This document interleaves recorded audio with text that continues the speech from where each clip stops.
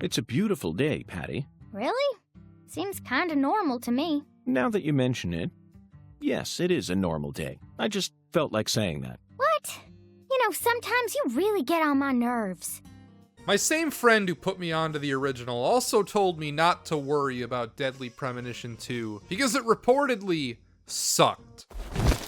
Which I didn't believe. I don't buy into the idea that 1 was some accidental masterpiece. It isn't like The Room where you're laughing at some insane dude's ineptitude at telling a story. Deadly Premonition comes with baggage for sure. It's not technically sound. It looked like an HD upscale Dreamcast game, but it had real storytelling chops. Some of the greatest writing, some of the best characters I have ever seen in a video game. And when you're laughing at Deadly Premonition, by and large, you're laughing at jokes, not poorly worded dialogue or how it buckles under itself so often. Its jank is sort of incidental to the main course. Maybe it was off-putting to some, but the dichotomy between expectations set by how it looks, i.e. Deadly Premonition looks bad, so it must be bad, and how hard the game actually ends up going if you stick with it. The juxtaposition charmed the pants off me. Then again, if you know me, you know that oftentimes I'm not wearing pants anyway, so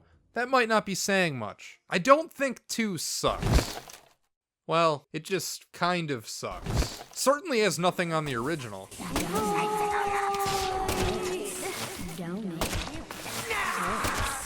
Does it suck?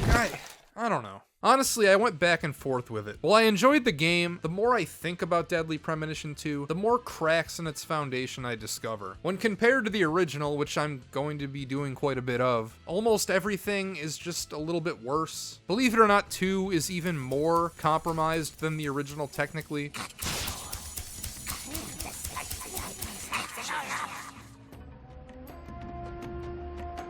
Its environmental assets look bland. I'm guessing they were generic stock pre-made assets. Its frame rate is not close to stable. Combat somehow finds a way to be even more simplistic than in the original. I'm not a fan of this Pusito cel-shaded style that's used here. Its open world is too big despite not even being that big, with not enough going on inside of it. And to top it all off, it takes way too long to load. 21 seconds from screen to game, which isn't terrible, and an additional minute and 3 seconds every time you leave the hotel, and a similar time anytime you want to leave any other building. Even with all that, the largest disparity as I see it between these two games is how phoned in all of 2's side content is. The main quest, if we're just talking about a critical path run, I would say is 70% as good as the originals. Still doesn't really come close, but it's better than your average video game, I would say. It's everything else that isn't here.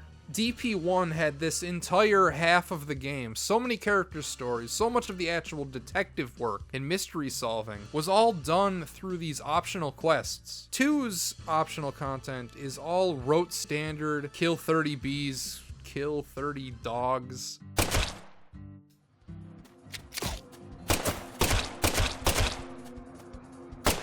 Beat this old lady at a bowling competition. And when you do them, they don't even expand upon the game's plot or story. They all just attempt to give you practical items, which don't end up being that practical because this game is easy as fuck and you never need them. It drops the ball, literally. Bowling is fun, but honestly, if you can think of a bowling minigame which isn't fun, I for one would love to see it. You're the one who's stupid. Sure looks like you're having fun to me. However, ironically, it's much easier to interact with said side content here. The morsels which actually exist, that is. Your questing screen is one button press away. It's not hidden behind 3 menus and never spoken of by anyone like in the original. They fixed the map system too. DP1's map was absolutely useless. Imagine you're playing Grand Theft Auto and all you had access to was the little mini map in the corner with no route mapping, like no GPS navigation and no way to zoom out. That was Deadly Premonition 1's navigation system. Here in 2 is none of that bullshit. Its map works exactly as expected, which is good. All of this is part and parcel if the story holds up its end, which it fares okay. As I said, probably about 70% as good as the originals. What impressed me so much about the first Deadly Premonition is how everything, little one-off jokes, every character's idiosyncrasies, elements which are set up so subtly that you don't even really notice them, all converge to blow your mind in the end. And that just doesn't happen in the sequel. I wish more odd shit would have come back around like in the first game. For example, the multiple personality cook slash hotel owner slash bellboy. He's a wacky character that you laugh at when he's introduced, but then he never really ties into anything. When you're interrogating future or I guess present day Zack, you notice these perfectly clean and maintained spots inside his otherwise shithole of an apartment. Don't touch the sanctuary. Then he assaults you for touching them, and he never explains what these spots are. It never comes back into play. It was just a one-off gag to get across that Zack is this fucking weird guy. That's a sanctuary. Speaking of, Patricia as a character, her existence is incredibly strange to me. York is so out there, he's so wacky, that he needs a straight man foil. The original had George Woodman, someone you can tell everything about his personality just by looking at him. This is what you call a straight man. In 2, it's this 13-year-old girl. What? You've never seen Terminator? Well, the first two came out before I was even born. I know, but come on. It's Terminator. Which is just weird. Whose idea was that? I mean, it's not like it doesn't work, but like who at the DP2 brainstorming session suggested pairing York with like a sassy young teenager? Again, it worked. She is the best part of this game, but from the surface, why? Even the game barely attempts to contextualize how pairing them up makes any sense at all. Compared to non-smokers, smokers have a 4.7 times greater chance of getting lung disease. Then I reckon you also know that secondhand smokers have 1.3 times greater the risk compared to smokers? Of course. So you won't mind paying the damages when I die of lung disease? How about writing that in a contract for me? I promise to protect you from all the evil in our world. Well, that's stupid. I really don't like that in the end they brought back. It feels like in the end they're going one way and then they kind of fake you out and swerve that actually it was who wasn't even in this one until the end. He was the big bad behind everything for some reason. It feels cheap. Do you always dress this way? I'm not quite sure how to put it, but you're practically naked. This is America, land of the free. So that was about where I was going to end my thoughts until I went online and sampled the discourse surrounding Deadly Premonition 2. Apparently everyone on the internet, or maybe just everyone on Twitter, had issues about how this game handled a certain transgender character.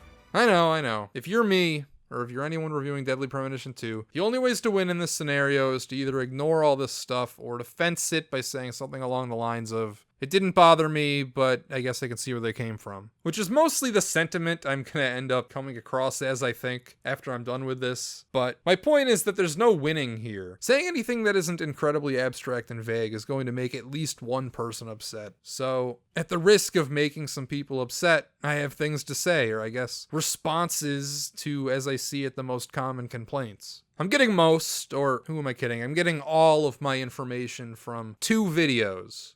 The Problem with Sweary by Thor High Heels, somebody I respect magnitudes as a YouTuber. He has a great channel. He's a smart guy, smarter than me for sure. So go check him out. And A Trans Woman discusses Sweary trans representation and Deadly Premonition 2 accessibility by Laura K. Buzz, who admittedly I've never heard of before watching her video. I'll try not to strawman, but inevitably I realize that's what it's going to come across as. So if you are interested in the topic, please go watch both of those videos. Their issue, as I can see it, can be broken down into 3 main ideas. One, which I will quickly dismiss right now, is anything the director of the game, Sweary, said on Twitter or anywhere else on the internet in the past. I don't care. Separate the game from the game maker. It's a really simple concept. Separate art from artist. Not to say that either Thor High Heels or Laura were wrong to bring this up. Both of their videos are framed more as a commentary or criticism of Sweary himself, rather than straight reviews of Deadly Premonition 2. So I would say both of them had more of a reason to bring it up. but for the sake of my game review, I could not care less about anything sweary has ever said on Twitter. The next one is that the worst character in the game, not worst as in the poorest written, worst as in least scrupulous human being, worst as in largest douchebag, happens to be a male to female transgender person. And they're used as kind of a meta joke. York goes on this huge spiel about how you should never judge, or you know what, I'll just play what he says. You're looking for a stylish woman, right? Yes, we've established that. Then I think you're barking up the wrong tree with Professor R. She isn't exactly a normal woman, if you catch my drift. I hear you loud and clear. Melvin, you're careless in every sense of the word, but I believe you operate on the side of good in most cases. With that in mind, I'm disappointed to see that you carry some prejudice with you. But Is she the type to forbid customers from entering her jazz bar due to the color of their skin? no, she ain't like that. Well then, case closed. So he says all of that. Then you meet this trans woman, and she's a piece of shit. Laura in her video articulates this point well. We are so rarely represented at all, and in real life we're so often perceived as dangerous, villainous, creepy sex pests, that putting a trans character in your game as a villainous, creepy sex pest reinforces a lot of current and dangerous real-world views of who and what trans people are. And to everything she just said, I agree. I didn't really think about it while playing, but that must suck. That's like placing the only black NPC in jail, or having a race of big-nosed bankers who secretly control everything, or any other kind of weird, harmful stereotyping. The third point they make is about dead naming, which is using a trans person's former name and gender pronouns, which I'm going to push back on this point. There's a few schools of thought on this, and personally, I'll call anybody by whatever they want to be called. That's just a core tenet of being nice. Thor and Laura subscribe to the thought that when a person transitions, all mentions of said person, past, present, and future, should always, without question, use their new identity. And in the broadest strokes, I don't agree. And Deadly Premonition 2 contains a couple of good examples why. The first and easiest to explain, her father, a southern plantation-owning old man who never accepted her transition to begin with, dead names her. And that makes perfect sense. That's in character. That's using characterization. You know, you get what I'm saying. Whereas Thor argues that within the context of the game's moral compass seeming shaky, with the proud slave owner descendant transphobe dad getting an honorable emotional death scene, and York constantly dead naming his daughter in his honor after her death. And my response to that, even if he is in the wrong for doing this, I mean, he's still a person that's like worthy of your empathy. It's like, should his death scene be less dramatic? Should his death be any less sad because of this? You don't need to co-sign everything someone says or everything a person believes to not hate them. Regardless, he's obviously not the example people are upset about anyway, so it's when York does it, which I'll defend by saying that when he does it, it's basically when he's expositing to the player what has happened in the game so far. Like when you get to the end of a chapter, York will do these like recaps where he will tell just to get the player caught up in case they walked away from the game or something. But we ended up meeting the person he was talking about, didn't we? Under very unexpected circumstances. Leonard Clarkson. He ran away from home, found his true self, then changed names. Sozak. Do you remember her name? He'll do little recaps of the plot. And when he does that, he uses her former name. And it's because her connection to the plot is more because of her biological relationships to the other characters in the story. Ironically, her former last name being the relevant one. If York in these sequences refers to her by her preferred pronouns, and only those every time, it would make these recaps and two separate plot reveals needlessly confusing. And I don't want to spoil the game too much, so I don't really want to get into specifics, but I'll just say that their past identity as a man is more relevant to the game than their present identity as a woman. I mean, I get that they want to fight the fight to get people to address everybody by their preferred names, but if there's ever an example where it's justified, I believe it's justified here. And to top it all off, I didn't even really like Deadly Premonition 2. Funnily enough, I think my review has come out more negative than Thor High Heels. Anyway, do you hate me yet? Leave a dislike. Tell me how big of a pile of shit I really am. That's all I got anyway. You made it to the end. I'll take your hate watch. Shout out to the patrons. Shout out to William Robert Lee. Never trust anyone who needs a haircut. Good. Damn it, Zach. This just made me hate the countryside for the first time in my entire life. Oh, I'm sorry for being so loud, Patricia. Bye.